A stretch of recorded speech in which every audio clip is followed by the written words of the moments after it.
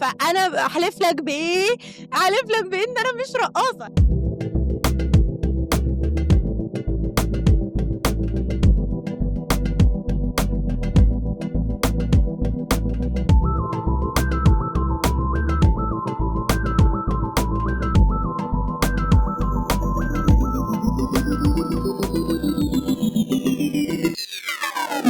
كل جيل بيشوف اللي بعده ضايع واللي قبله معقد.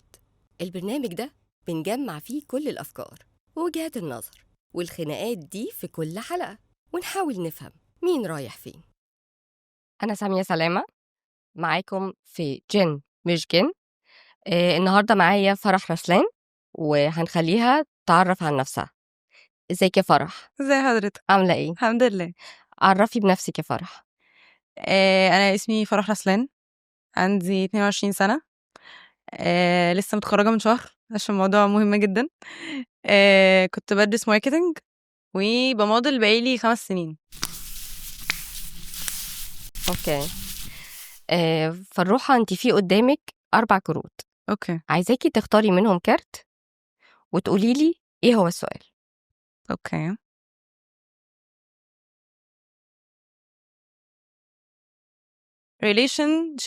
relationship ماشي. علاقتك مع حبيبتك او حبيبك.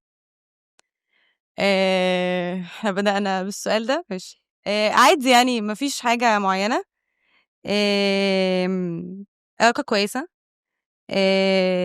تمام. موضوع مش تمام. مفروض ان انا اتخطب. بس ده بريفلي. اتعرفتي عليه ازاي؟ كنت بشتغل مع شركة اخوه موديل، اوكي. وهو بيصور فتعرفت عليه. وباباكي ومامتك كانوا عارفين اه اه بالعلاقة اه دي من بدايتها، بالظبط اكيد. وانتي كنتي عارفة ان هي في النهاية هتبقى خطوبة وجواز. بالظبط، لان انا اهلي عارفين كل حاجه، حاكيه لاهلي كل حاجه، مخبيش عنهم اي حاجه خالص. ف from day one لما عرفتهم وحكيت لهم كل حاجه، و especially ان بابايا ومامتي صحابي قوي عشان انا كمان الطفله الوحيده، فهم صحابي قوي معايا في حياتي قوي، معايا في كل حاجه عديت بيها في حياتي. فهم عارفين كمان ان انا مش شخص اللي هو بلعب وبهزر وبتاع، وهو كمان اكبر مني فهو مش الشخص ده. مهم. فلا انه نهايتها حاجه جد يعني. وهما مبسوطين بيه، بيحبوه جدًا. حاسين ان انتوا الاتنين قريبين من شبه بعض بعض أوي، متفاهمين. شبه بعض والعائلات شبه بعض، وبالنسبة لي كمان موضوع العائلات شبه بعض ده مهم جدًا، فالعائلات كمان شبه بعض جدًا. مامتك بتحبه اكتر ولا باباكي؟ بابا حاسس إن هو بيفكّره بيه وهو صغير، فهو حاسس إنه إيه ده شبهي أوي وأنا صغير ونفس الشخصية ونفس تفكيري ونفس حياتي. بس هُم الاتنين بيحبوه أوي بصراحة، يعني الاتنين زي بعض. اوكي. كنتي قلقانة يا فرح في اول علاقتك بيه؟ كنت قلقانة بس يعني مش بسببه، بسبب يعني experiences ليّا في حياتي، و بسبب يعني حاجات عدّيت بيها وِحشة في حياتي، فكنت قلقانة، وبعدين الموضوع ابتدى واحدة، واحدة إنه تمام الموضوع مريح ما فيش حاجة، كده يعني. طب هو انا يعرف يعني ممكن اعرف ايه هي الحاجات الوحشة اللي انتي مريتي بيها في حياتك؟ كان عندي حاجة عدّيت بيها ما كانتش أحسن حاجة، ومش عايزة أكون بس دراما شوية، بس لا اتكلمي براحتك. خرجت منها وأنا داخلة في بداية جلطة.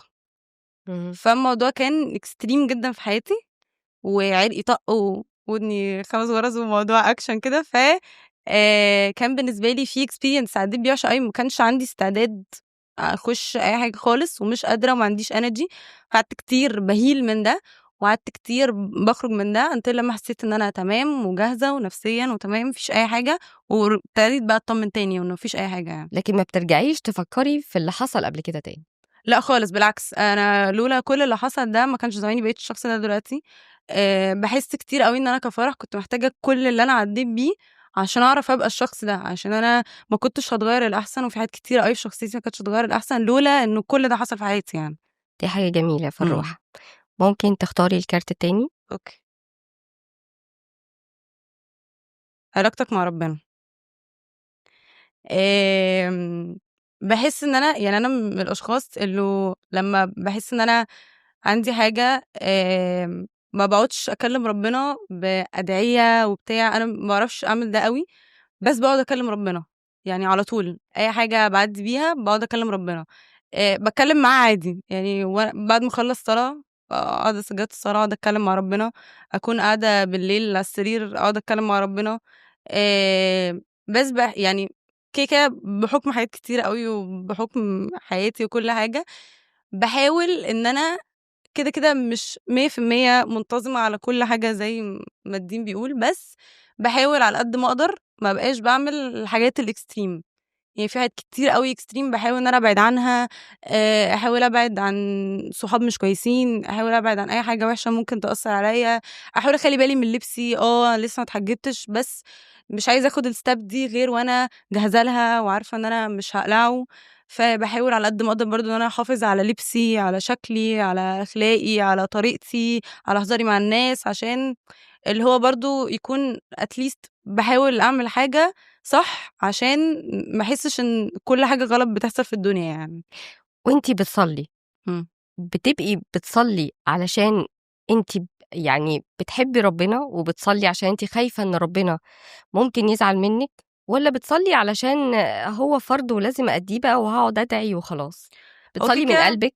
فأول حاجة إن هو فرض أكيد، بس اللي بيخلّيني دايمًا في كل مرّة مثلًا ما ابقاش منتظمة في الصلاة وارجع أصلّي تاني، إن أنا ما بابقاش عايزة أحس بالذنب ناحية ربنا، يعني باحس إن ربنا مكافئني بحاجات كتيرة أوي في حياتي، أيوه.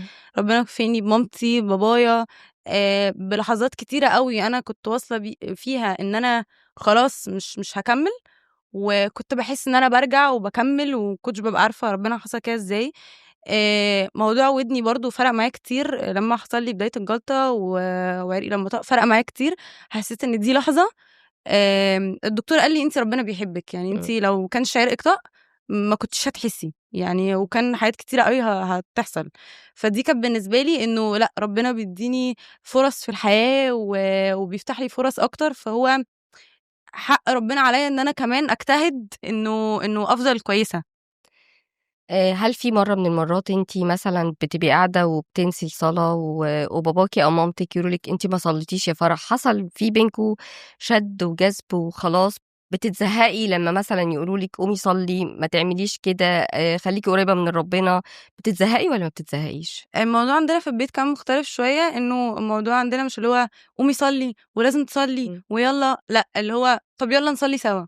آه. يعني اللي هو لأ، الموضوع عندنا مختلف شوية، مش اللي هو يالّا الصلاة الأذان ادَّن يالّا عشان نصلّي، لأ، اللي هو طيب اللي هو إيه ده مش قادرة تصلّي، بابا مثلًا اللي هو يمثّل شوية أنا كمان مش قادرة أصلّي بتاع، فماما تقول طب خلاص يالّا نقوم بقى نصلّي سوا نشجّع، فالموضوع بييجي شوية من إنه يالّا إحنا هنشجّع بعض فباتحمّس. تتحمسي إنه وبتقومي. هناخد الثواب إن إحنا كلنا بنصلي مع بعض وبتاع، وإنه إيه ده especially إن أنا أهلي كمان باحسّهم شوية مختلفين في تربيتي عن صحابي، إن هُم قريبين أوي منّي، إن هُم بيتعاملوا معايا بهدوء، إن هو ما فيش عندنا بقى خناق وإن إحنا بنشِد مع بعض، لأ إحنا بنتكلّم في كل حاجة، إحنا بنتناقش في كل مواضيع، اللي هو دايمًا عندنا فقرة الكنبة دي، اللي هو إحنا أيوه. قاعدين بنتكلّم، بنتناقش، طَب إيه النهارده حصل إيه، طَب الحق يا بابي، الحق يا مامي بُصّوا حصل إيه مع صحابي بتاع، باحكي لهم، حتى صحابي بييجوا يحكوا لهم مشاكلهم. اهم. ف فهو لأ، ما عندناش موضوع الشَد شوية في البيت، أكتر من إنه موضوع مُريح،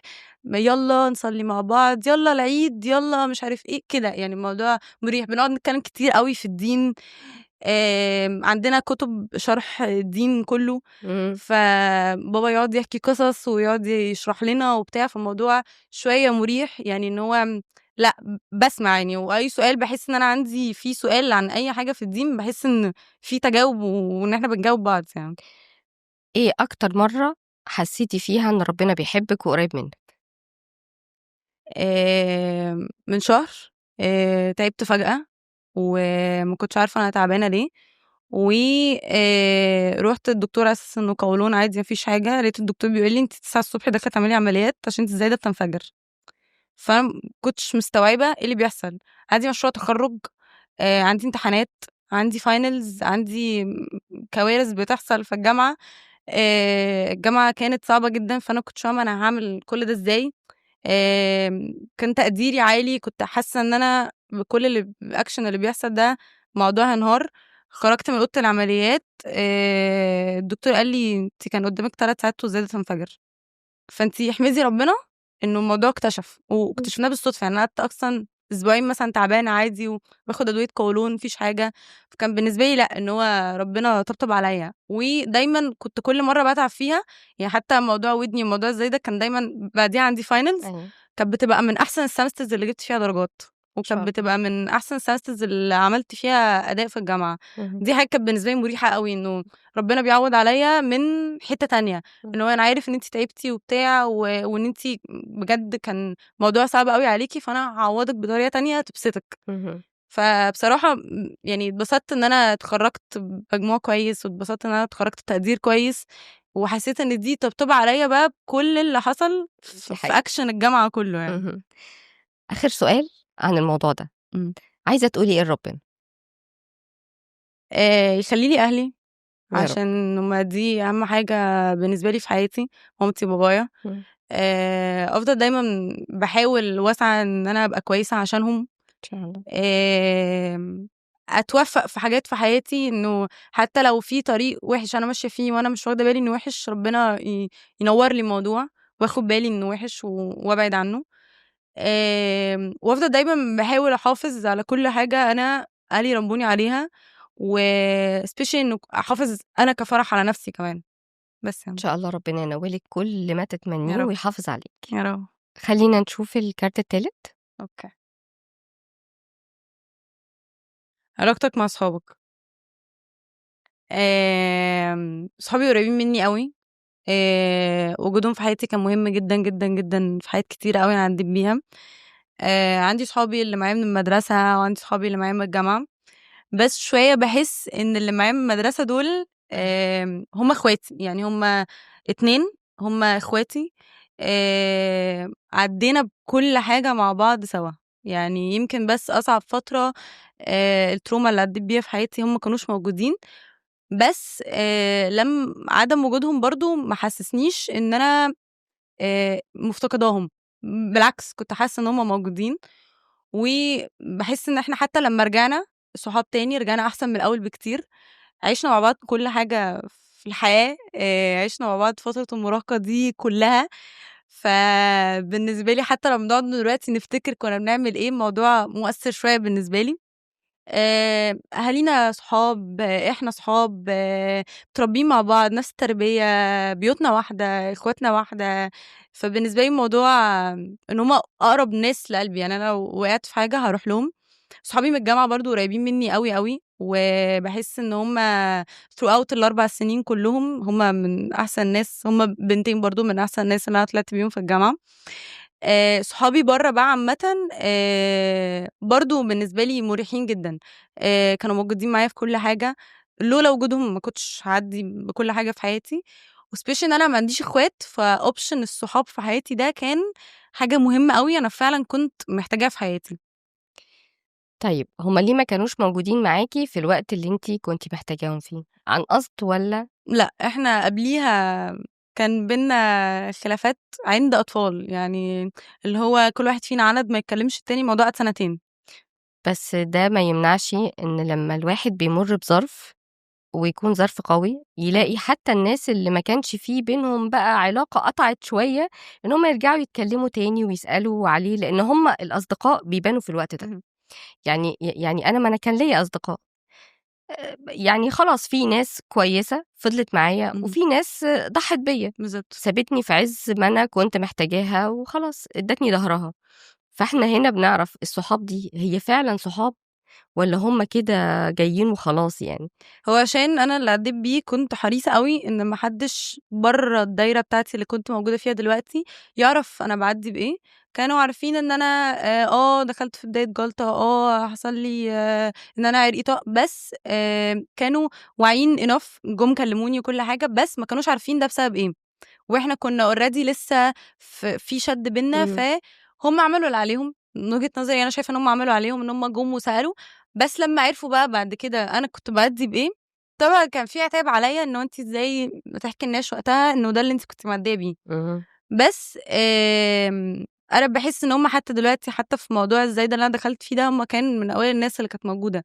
وحتى لمّا باحس بأي حاجة، لمّا مامتي بتتعب، لمّا بابايا بيتعب، لمّا بيحصل أي حاجة، بيبقوا من أوائل الناس اللي موجودين معايا وفي كل حاجة معايا يعني. يعني أنتِ كده مسامحاهم على اللي فات، لأ هُم دول أنا مش مسامحاهم زعلانة على أي منهم. حاجة، بالضبط. طب في وسط الظروف بقى يعني دي كلها إحنا بيبقى عندنا أصدقاء أسوياء أكيد. وأصدقاء مش أسوياء، دي أنا من وجهة نظري ما باسميهمش أصدقاء أصلًا. معارف. حسيتِ في مرّة حد بيغير منِّك، حد بيتنمر عليكِ، حد عايز يعمل لِك مكيدة؟ أنا شُفت ده كتير، شُفت. يعني شُفت كتير جدًا وعدّيت وما زلت، وما زلت وأنا كبيرة كده ما زلت إن أنا باشوف ناس بتحقد عليّا، بتغير منّي، ناس بتعمل لي مصايب، ناس بتتكلم من ورايا. أنا عايزة أعرف أنتِ شُفتِ ده؟ شُفت ده لمّا دخلت الجامعة، عشان أنا المدرسة كانت مدرستي صغيرة أوي، كنا كلنا أصحاب، كلنا عارفين بعض، كلنا عارفين أهالي بعض، فما كانش عندنا شوية الحتّة دي في المدرسة، يعني كل مشاكلي في المدرسة كانت مشاكل فعلًا أطفال. أوكي. لمّا دخلت الجامعة اتصدمت بالواقع، اتصدمت إن في ناس كده، يعني اتصدمت إنه إيه ده! هو أنتم ما لكوش أهل يقولوا لكم حاجة طيب إنه ده غلط؟ ناس طبعًا كانت بتوحّش صورتي كتير، كان بييجي لي الكلام ومن قدّامي أنا حبيبتهم وأختهم وصاحبتهم وكل الكلام ده. كانوا أكتر حاجة باتحسد عليها علاقتي بأهلي. اهم. هو أنتِ أصلًا حاسة بموضوع ليه؟ أنتِ علاقتِك بأهلِك كويسة جدًا، دي عشان كانت أنتِ بتتقال لي في وشي. وحيدة. بالضبط، إمم. دي كانت بتتقال لي في وشي. أنتِ بتتوجعي كتير وبييجي لِك traumas كتير، بس أنتِ المفروض ما يفرقلكيش، أنتِ أهلِك معاكِ. ماشي، أنا عارفة نعمة أهلي وكل حاجة ومقدّراها ومقدّرة وجودهم، ولولا وجودهم برضه في حاجات كتير أوي ما كنتش هاعدّي بيها، بس still يعني traumas باعدّي بيها في حياتي ومشاكل باعدّي بيها في حياتي، فطبيعي بتأثّر فيّا. أنا مقتنعة دايمًا إن مشاكل الأهل بتبقى أكتر مشاكل هي مأثّرة في نفسية الواحد، بس أنا ما عنديش ده الحمد لله، بس في نفس الوقت عندي حاجات تانية مأثّرة فيها. اللي حصل لي في حياتي أثّر على أهلي. اهم. يعني لمّا حصل لي بداية الجلطة ولمّا تعبت وكل حاجة، مامتي وبابايا كانوا من أوائل الناس إمم. اللي شافوني وأنا كده وواقعة على الأرض ودم وكل القصة دي، وهُم كانوا معايا. فهُم من أوائل الناس برضه اللي كانوا بيتصدموا بكل اللي بيحصل. بس شُفت ده أول ما دخلت الجامعة. يعني اهم. بالنسبة لي كان في صدمة أول ما دخلت الجامعة، اللي هو إمم. إيه الناس دي؟ وكان بالنسبة لي سلوكيات غريبة، وكان بالنسبة لي أيوه. مجتمع غريب إمم. وأنتم بتعملوا كده إزاي؟ وكان بالنسبة لي ونفوس مثلًا غريبة. بالضبط، إمم. وناس باشوفها من زمان مثلًا كنت متخيلاهم حاجة طلعوا حاجة تانية خالص، فكان بالنسبة لي صدمة يعني. ومثلًا اللي هو نبقى أصحاب بايتين مع بعض، مسافرين مع بعض، جايين مع بعض، واتصدم بالواقع. وكان بالنسبة لي عرفت قيمة موضوع إن أنت تعرف صاحبك في السفر لمّا سافرت مع صحابي بتوع الجامعة. إمم. كانت صدمة بقى، اللي هو إحنا فعلًا مش شبه بعض، أنتم ممكن تكونوا كويسين وأنا كويسة، بس وإحنا مع بعض أنتم تأثّروا عليَّ. إمم. أنتم كويسين من بعيد وأنا كويسة من بعيد وتمام أوي لحد بيأثّروا دلوقتي. عليكِ بالسلب. بالسلبي. إمم. نفسيًا وفي كمية مشاكل ويعني إنه إحنا نبقى جروب كبير أوي، حوارات ومشاكل، وأنا بجد كنت في غنى عن كل ده وفي غنى عن كل الحوارات دي، ما كنتش قادرة أصلًا نفسيًا في وقتها لأي حاجة يعني. إمم. إمم. especially إن أنا كل حاجة حصلت لي كانت مش أحسن حاجة في حياتي، كانت حصلت لي throughout الجامعة كلّها. فأنا ال4 سنين دول يعني عدّيت بيهم بحاجات كتير أوي، أنا فعلًا ما كنتش قادرة بقى على حواراتهم الزيادة خالص. اهم. بس يعني. طيب أنتِ دلوقتي مرتبطة، إمم. هل أنتِ من البنات اللي لمّا بتتخانق مع خطيبها أو بيحصل مشكلة بينها وبين خطيبها، أيًا كان أي حاجة بتحصل بينها وبين خطيبها، بتروح تجري على أصحابها وبتحكي لها؟ لأ خالص. طب دي حاجة جميلة جدًا. ما أعرفش، بس دايمًا يعني كنت باسمع حتى أهلي، حتى لو أهلي متخانقين أو أي حاجة، بابايا ومامتي كانوا يقابلوا الناس ما حدش يعرف عنهم حاجة اهم. خالص. إمم. فخدتها concept في حياتي، حتى مع أصحابي. اهم. مش بس في علاقتي يعني حتى مع أصحابي. ما حدش يعرف، يعني إحنا متخانقين عادي، هنتعامل عادي مع الناس وبتاع ما فيش حاجة، أمّا نقعد إحنا بيننا بقى عادي، إمم. أكش نضرب بعض بس. أيوه.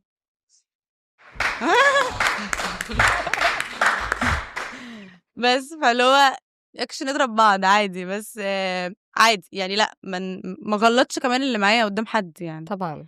بس فهي كمان بتفرق بالنسبة لي في النفسية، يعني أنا لمّا كنت باقعد مع أصحابي مثلًا ويقعدوا يغلطوني قدّام ناس مثلًا ما نعرفهاش، كنت باحس إن أنا متضايقة، يعني كنت إمم. باحس إن هو أنتِ ممكن تقولي كده بيننا، يعني مش لازم تقولي كده قدّام حد يعني. إمم. بس يعني فلأ، ما حدش بيعرف عني حاجة، يعني ممكن يعرفوا بعديها مثلًا لو الموضوع قلب ضحك، لو الموضوع مثلا كانت خناقه تافهه وقلبت ضحك ممكن احكي لهم، ممكن نقعد انا وهو نحكي لهم بضحك ده حصل مش عارف ايه، بس وقتها لا ما حدش بيعرف حاجه يعني.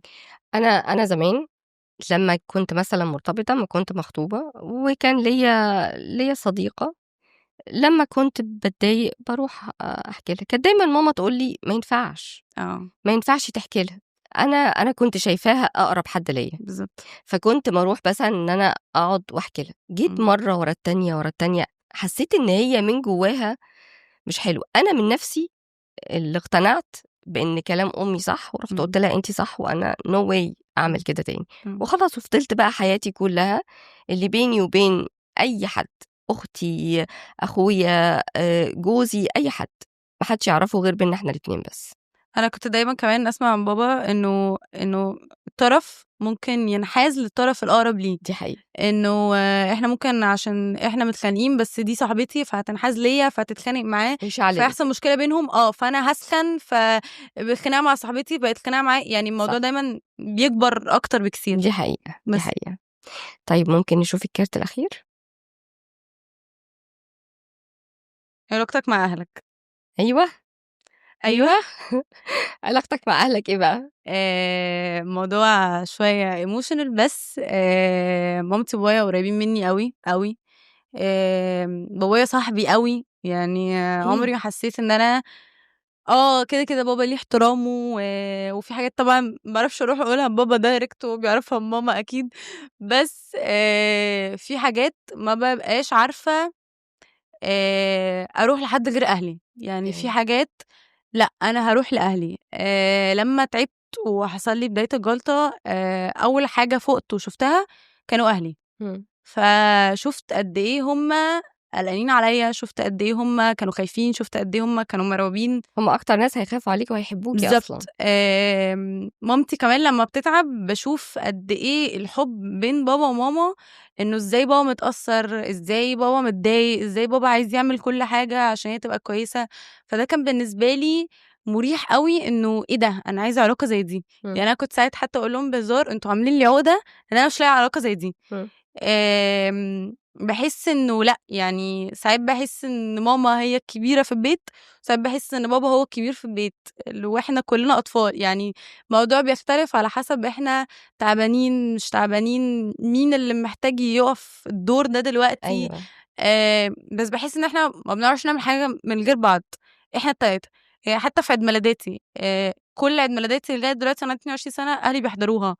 ما آمم بتعمليهاش برّه مع أصحابِك؟ باعملها برّه مع أصحابي وأهلي بييجوا، لازم دي أهلي حاجة ييجوا، جميلة، عشان إحنا لازم دلوقتي شايفين بصراحة يعني أجيال غريبة، باشوف كل أيًا كان واحد بياخد المكان. صحابه ويروح يقضّي عيد ميلاده برّه بعيد عن أهله مستحيل، ومامته وباباه. مستحيل، أيًا كان المكان، إحنا لو سهرانين فين أهلي بييجوا. ما باخبّيش حاجة عليهم، يعني عمري ما حسيت إن أنا محتاجة أخبّي حاجة عليهم. حتى لو باعمل حاجة غلط، يعني بابا كان بيقول لي: "روحي، اغلطي، حلّي، ولو عطلتِ تعالي." إمم. لأ، ده فرق معايا كتير. فرق معايا إن إحنا كنا بنتكلّم، فرق معايا إن إحنا ما عندناش في البيت هو كده، هو كده أيوه. ده ما كانش option عندنا. اهم. فرق معايا إن هُم ربّوا فيّا أوي، أوي، أوي حتّة responsibility، وإن أنا أبقى مسؤولة، وإن أنا أبقى عارفة أنا عايزة إيه، وإنه لأ، لازم تحسّي بالحاجة عشان تيجي لِك، ولازم تتعبي عشان تحسّي بالحاجة، وموضوع المسؤولية ده كان كبير أوي في حياتي.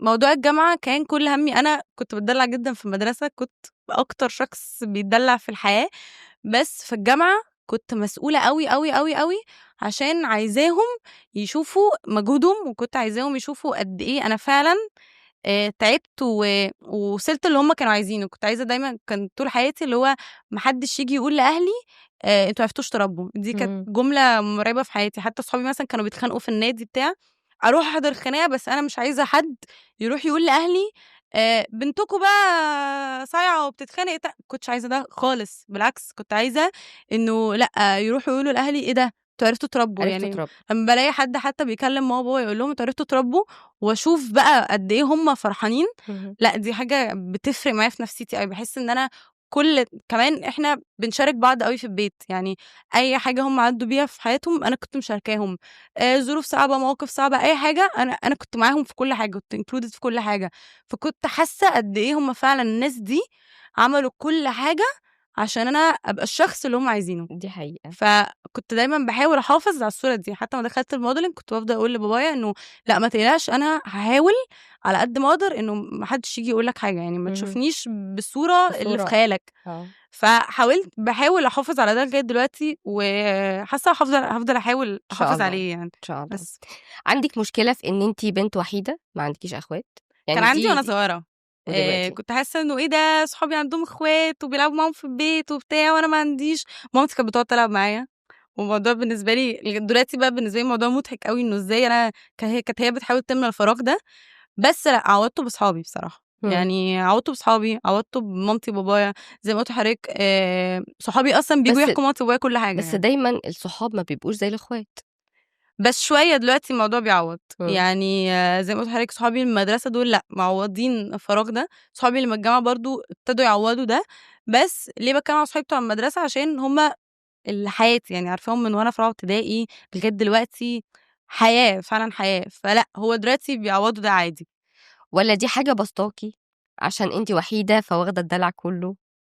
ما كنتش باصطاد عشان كنت حاسة واخدة التركيز كلّه، آه. وإن هو أنا بجد مصدّعة مش قادرة، آه. بس لمّا باشوف أهالي صحابي، ولمّا باشوف الأهالي برّه عاملين إزاي، ولمّا باشوف البنات برّه عاملة إزاي، باحمد ربنا إن هُم كانوا عاملين كده. إمم. في وقت من الأوقات وقت المراهقة كنت باحس إنه إيه ده أهلي مركّزين معايا أوي، لأ أنا فعلًا مش قادرة مصدّعة بتاع، أنتم ليه مركّزين معايا كده وأنا عشان ما فيش غيري؟ بس لمّا كبرت لأ، هو بجد الحمد لله إن هُم كانوا مركّزين معايا، والحمد لله إن هُم كانوا معايا في كل حاجة، عشان ده بجد كان فارق أوي، يعني فرق أوي، أوي، أوي، يعني أنا دلوقتي أصلًا صحابي بيتعاملوا معايا إن أنا مامتهم، اللي هو أنتم لابسين كده ليه؟ بقيت باتعامل أنا بقى دور ماما معاهم، هو اهم. أنتم لابسين كده ليه؟ لا، لا، أنا ما يعجبنيش اللبس ده، بقيت معاهم كده، بقوا بيتعاملوا معايا إن أنا ماما فرح، بقيت حسيتِ إن أنتِ ملتزمة أوي، يعني بقيت أكتر وبتبقي خايفة علشان عندي ماما rules وبابا، في عندِك حياتي، rules. إمم. عندي rules في حياتي وعندي limits في حياتي، إمم. حتى في موضوع الmodeling لغاية دلوقتي ما بالبسش مايوهات، لغاية دلوقتي ما بالبسش crop tops حلو أوي. الكلام ده كله بالنسبة لي حتى لو بالبسه في حياتي العادية في السفر وبتاع مش عارف إيه، بس كان بالنسبة لي دي صور هتنزل على السوشيال ميديا ليهم بقى للناس كلها، لو في يوم اتحجبت عمري ما هيبقى ليّا الحق أمسح الصور دي. يعني أنتِ كنتِ رافضة إن أنتِ تعملي ده علشان خاطر ماما وبابا و والّا علشان ده الات حرام؟ لأ كذا حاجة، يعني عشان بابا وماما اللي علموني ده حرام، أوكي. ده أول حاجة، تاني حاجة عشان صورتهم، اهم. لأ يعني حتى لو باعمل كده في حياتي العادية وباعيش حياتي وفي السفر وبتاع مش عارف إيه، بس في حياتي يعني م سفر وبتاع مش في الطبيعي، يعني إمم. حتى في السفر برضه ما ابقاش extreme أوي في لبسي، يعني ممكن لبسي اللي هنا لبسي اللي هنا في العادي أبقى واخداه معايا في السفر عادي. بس يعني برضه still مايوهاتي مش over بتاع مش عارف إيه، بس اللي هو مش عايزة حد ييجي في يوم خالص يقول لأهلي أنتم ما عرفتوش تربوا، يعني ده إمم. كان أكبر رعب في حياتي، أوكي. ما حدش ييجي يضايق أهلي بحاجة يعني. بُصّي، هي دي حاجة قريبة منّي أنا بالأخص، لإن أنا يمكن شُفت يعني التربية دي عندي في بيتي، أمي وأبويا ربّونا على كده. ما فيش حاجة اسمها إن أنتِ تلبسي اللي على مزاجِك وتبقي بالضبط، لابسة عريان ومايوهات مفتوحة. أمّا باشوف الأجيال دلوقتي أنا باحمد ربنا طبعًا على تربية أهلي، طبعًا بالضبط، هو فرق كبير يعني وعُمر كبير بيننا وبينكم، بس أنا باحمد ربنا على تربية أمي وأبويا ليّا ولإخواتي طبعًا، لإن أنا عمري ما أفكّر إن أنا أعمل كده. المشكلة إن هُم فاهمين إن الحرية إن أنا غلط. أقلع، آه. الحرية مش كده. مع إن بجد يعني الملوك شخصيًا ما بيقلعوش، يعني الملكة princess رانيا queen بالضبط، ما بيقلعوش شُفتيها بالعكس بتبقى لابسة بيبقوا إزاي؟ cute أوي وشكلهم حلو أوي وفي simplicity أوي بجد لأ، يعني هي مش بالقلع، وكان بالنسبة لي أصلًا لمّا باشوفهم اللي هو بابا فين يا حبيبتي يعني، إمم. بابا فين البواب حتى يعني ما فيش أنا أمّا باتأخر البواب بيقول لي: "أنتِ راجعة متأخر ليه؟" يعني فرح أنتِ فرح أنتِ رجعتِ الساعة 12:00 والله العظيم عم محمد بيقول لي: عم محمد بيقول لي: "أنتِ راجعة الساعة 12:00 ليه؟" ولو مثلًا نازلة بقى تصوير وواخدة شنطة كبيرة بقى ومثلًا إعلان ونازلين من الفجر، ماما كده، كده معايا، بس اللي هو بيبصوا لي كده والله العظيم أنا مش رقاصة، عمرك ما هتشوف رقاصة مع أمها، اصلا أيوه، بقى. فانا احلف لك بايه ان انا مش رقاصه يعني. علشان هم مش متعودين على ده معاكي، هم عارفين ان انت بالظبط. ملتزمه بترجعي البيت فكان في بالنسبه لهم الوقت. اللي هو ايه 12 انت راجعه دي يا عم محمد؟ بابا عارف والله، انا المفروض استاذنك قبل بابا شكلي يعني. اقول لك على حاجه، انا زمان احنا كنا من طنطا، طبعا انا ما زلت من طنطا، بس م-م. انا جيت هنا القاهره. كنت انزل انا واختي وبنت خالتي. امي كانت تبص في الساعه دلوقتي 6، 7:30 تكونوا في البيت. يا نهار فبص ابيض، لها، طب لا بس ده 7:30 صعب، دي احنا يعني هعمل فيها ايه يعني؟ هروح فين؟ مش هلحق. مش هالحق اعمل حاجه يعني، افضل بقى عارفه اللي هو بتلفي في ما الشارع حسيتش حتى بتجري. بخروج بالليل يعني. طب يا ماما هنروح نقعد في النادي شويه. طيب ما انتوا قدامكم ساعه ونص م. تروحوا تقعدوا وتيجوا. طب هعمل ايه في ساعه ونص؟ انا على بال ما اوصل اصلا. طب ماما ممكن ساعتين. ابدا. اه كان عندها برضو حته كده تقول لي ايه، الشارع ده اللي تيجي منه. اه ما كانش قله ثقه، كانت بتقول لي انت جايه من الشارع ده، لا قدر الله حصل لك اي حاجه، انا عارفه المكان اللي انت جايه منه، اه فهنزل ادور عليكي في بالظبط. المكان ده. لو جيت في مره ومشيت من مكان غير اللي هي قايلهولي، كان بيبقى يوم ملوش اي لازمه. انا طول حياتي كنت بخرج في النادي، واللي هو النادي قدام البيت عارفين، بعد الشارع اخش النادي. ف يا ابتديتش اخرج بره واشوف موضوع بره. كنا كلنا نفس الكوميونتي، كلنا بنخرج مع بعض في النادي، مم. فما عنديش حته حتى ان هو صحابي يخرجوا بره وانا ما بخرجش بره. بس اللي هو عادي يعني. كنت حتى بحس يعني دلوقتي بستوعب ان بابا كان بيراقبني عن بعد، يعني بس وقتها ما كنتش حاسه. يعني اللي هو كل السكيورتيز معاهم نمرة بابا، قرايبنا شغالين في النادي، مش عارف ايه. فجأة الاقي بابا بيلف، ايه يا بابا انت في النادي؟ بتمشى في تراك. دلوقتي بستوعب ان بابا كان بيراقبني عن بعد، من كان بعيد بيحافظ عليا من بعد. طبعا. بس عمري ما حسيت بده وانا صغيره، يعني عمري ما حسيت خالص ان انا متراقبه. يعني عمري ما حسيت بقى ان انا لازم استخبى هو وبتاع. واثق فيكي، بس هو كان عايز يراقبك من بعيد عشان خايف عليكي بالضبط، مش كان خايف من اكتر. الناس، كان خايف من خايف من الناس. المجتمع بتاع. برضه دول ناس غريبة. كنا بنقعد مع ولاد كتير أوي، كنا بنتعرف على ناس كتيرة أوي. فكان بالنسبة لنا اللي هو برضه دول شباب في سن مراهقة بتاع، أنا برضه خايف عليكِ، هانزل أشوفهم. ينزل يقعد يهزر معاهم، طب إيه قولوا لي بقى بتشربوا حاجة والّا لأ، يفضل يهزر معاهم عشان يحاول يطلّع منهم الكلام، يفهم شخصيتهم. حتى لغاية دلوقتي صحابي الولاد بيحبوا يقعدوا مع بابا جدًا، يعني اللي مم. هو يحبوا يقعدوا ويتكلموا معاه وبتاع مش عارف إيه. وبابا مش الشخص اللي هو بقى أنا أب وقاعد عامل كده وما ما فيش متزمت. ده خالص. بابا free جدًا، يقعد أنا بقى أحكي لكم أنا زمان كنت باعمل إيه، أصل أنا زمان كنت عايش حياتي، ويقعد ويحكي وبتاع فما فيش عندنا ده في البيت، يعني ما فيش اللي هو ما فيش تنشنة عندنا في البيت، يعني الموضوع أريح من كده بكتير. هو الجميل طبعا ان انتوا واخدين براح في آه. ان انتوا تتعاملوا مع اهاليكوا. احنا ما كانش عندنا ده. ده ما حسسنيش كمان ان انا محتاجه يعني استخبى من حاجه. يعني صحابي اه. حتى لما كانوا يكذبوا وبتاع مش عارف ايه، اصل احنا مش رايحين، احنا رايحين النادي وهم اصلا مش رايحين النادي. انا بقى اقعد افكر يا لهوي، طب ما احنا ممكن لو عملنا لا انا هقول لاهلي، ودي انا احسن هقول حاجه. لاهلي افترضوا حصل لنا وكتير حاجه. بيعملوا كده، ما اعرفش ليه، يعني انا بالنسبه لي برضه ده بيرجع من البيت. مم. ودلوقتي الاهالي فعلا بالنسبه لي مبقتش مركزه مع عيالها خالص. يعني انا شفت اكزامبلز قدامي كتير قوي، صحابي اهالي بجد مش موجوده. يعني انا بالنسبه لي اللي هو ده إيه؟ مم. ده إيه؟ حتى لمّا دخلت Miss Aquatine اللي تبع Miss Egypt، شُفت بنات معايا صغيّرة كانت اللي هو حبيبتي فين ماما، فين بابا، فين يعني. مهم. أنا كنت بجد كنت حاسة إن أنا عايشة دور الأم معاهم هُم. كان بالنسبة لي الموضوع غريب. مم. بس البيست فريند بتاعك ولد ولا بنت؟ الاتنين يعني، بس دلوقتي الأكترية بنات يعني. البنات اكتر. بس يعني صحابي الولاد best friends الولاد بتوعي قليلين أوي، مم. أوي. مم. ما يعني الموضوع بالنسبة لي بسبب كل الtraumas اللي عدّيت بيها في حياتي، ما بقاش سهل عليّا إن أنا أدّي الثقة لأي حد. دي حقيقة. حتى زمان كنت أقعد مع أي حد من أول 5 ثواني أحكي قصة حياتي. دلوقتي بقيت لأ، قاعدة ساكتة شوية. قاعدة شوية باكتشف الشخصية اللي قدّامي، قاعدة شوية باحاول أستوعب هيعمل إيه، الشخصية عاملة إزاي، بتاع. الموضوع بالنسبة لي بقى غريب. فأصحابي الولاد قليلين، بس أنا باحبهم، يعني هُم بالنسبة لي اخواتي برضه. يعني هُم بالنسبة لي في أوقات كتيرة أوي أنا يعني كنت قلقانة من المجتمع وكنت قلقانة من كل حاجة بتحصل، كنت باحسّهم اخواتي وكنت باحسّهم بيخافوا عليّا وبتاع.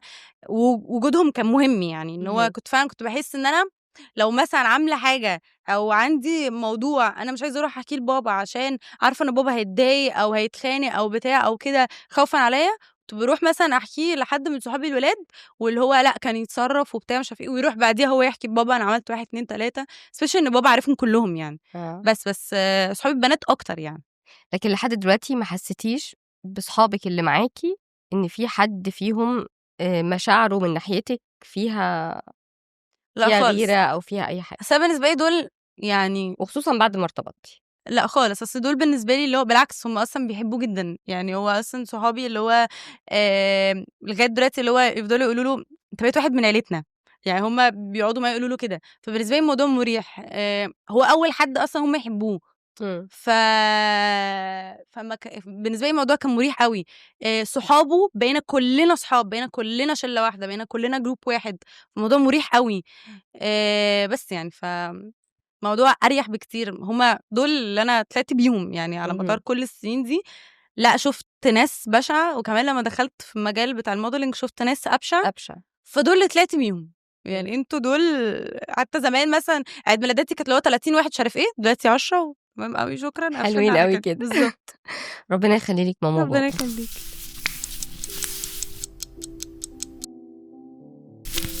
دلوقتي دي أكتر فقرة قريبة لقلبي.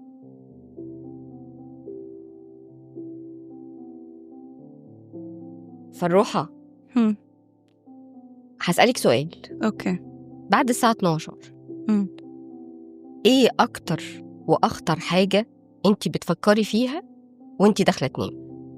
أخطر حاجة وأكتر. آمم، باخاف أخسر أهلي، يعني حاسة إن أنا هemotion سِنّة، بس باحس إن دي أكتر حاجة مخيفة بالنسبة لي، إن أنا أخسرهم، إن أنا ما ألحقش أعمل لهم كل حاجة هُم بيحبوها، يعني ما ألحقش أورّيهم كل حاجة هُم كانوا عايزين يشوفوها، بس دي أكتر مش حاجة عايزة أنتِ أعيط. آه، خلّيكِ براحتك، لا، خلّيكِ لأ، براحتك. مش عايزة أعيط.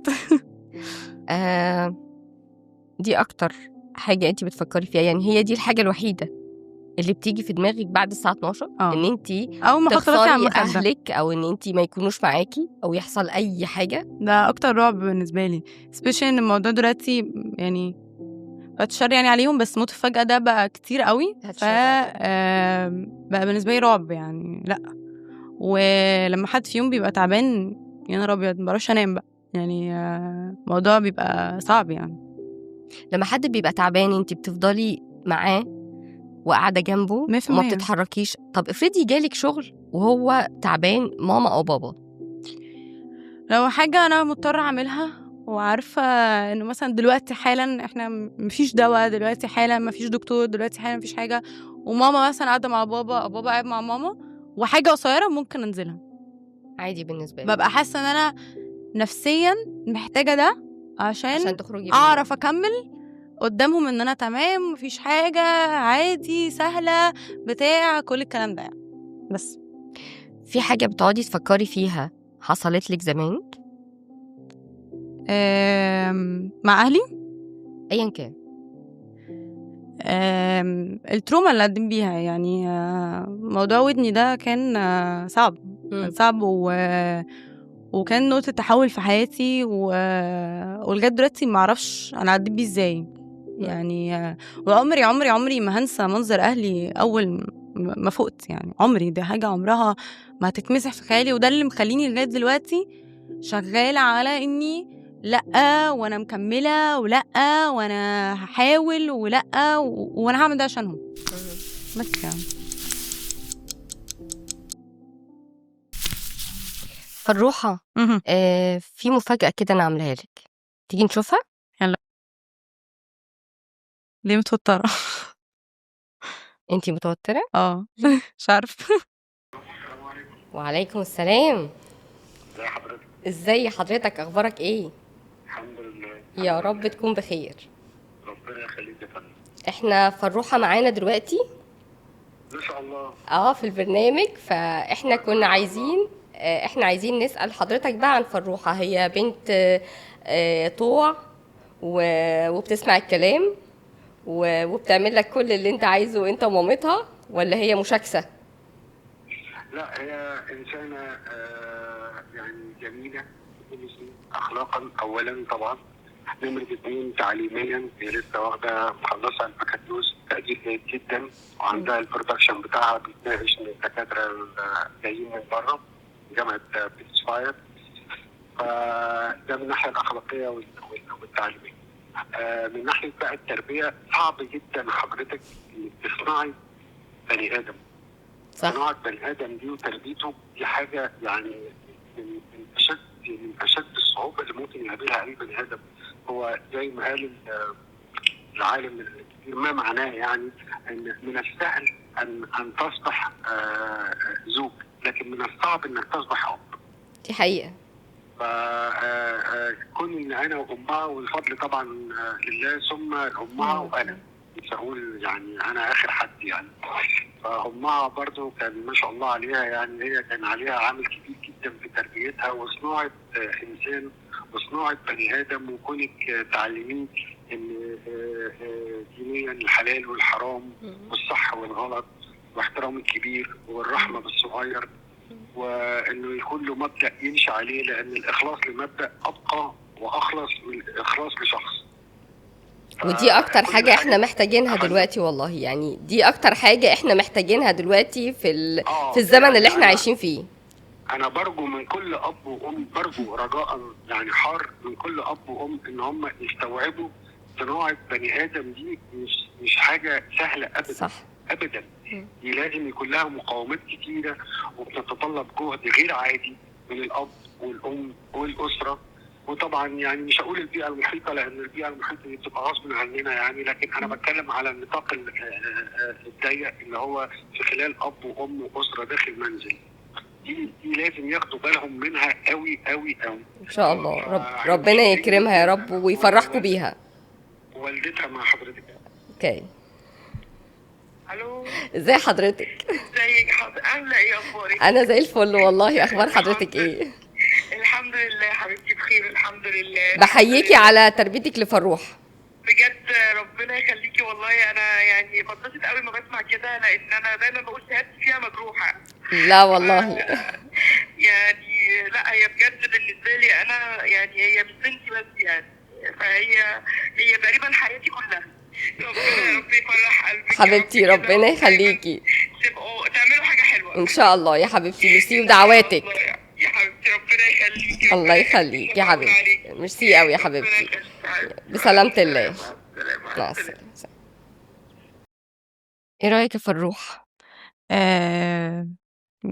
يعني ماسورة مشاعر ضربت في خدت وشي. بالي انا من ماسورة المشاعر بتاعتي. ماسورة مشاعر ضربت في وشي. هو دايما لما بس هما بيتكلموا بتبقى يعني اكتر حاجة بحسها يعني، بس مشاعر بس فياضة طلعت مني.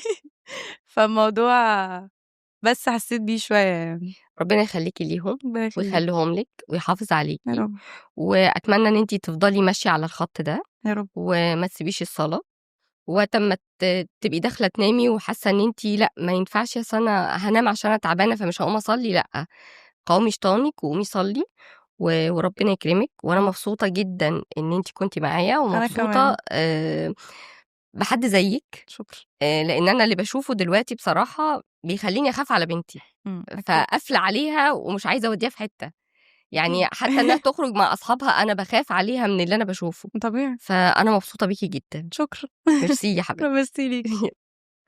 قصرت. مشاعر فياضة.